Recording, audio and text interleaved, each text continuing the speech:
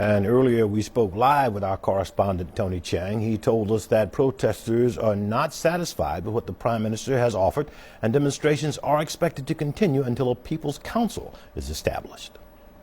I don't think there is any sign that Yingluck will back down, to the point that the protesters want her to step down completely from her role as caretaker Prime Minister until the elections.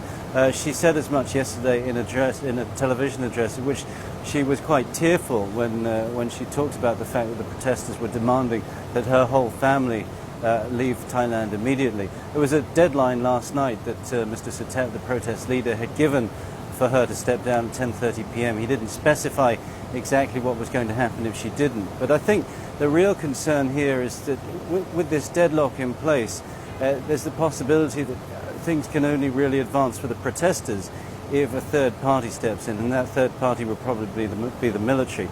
At this stage, I don't think the military is remotely interested in doing so. They were involved in the 2006 coup, and I think they saw the damage that had done. And this time they're very much impartial observers on the sidelines. In some cases they've acted as in a peacekeeping role as a negotiator, but I don't think they want to get involved. Nonetheless, with the rhetoric that's coming from the protesters and the stance we see from the government, it's going to be very hard to see any kind of resolution to this crisis in the next couple of months.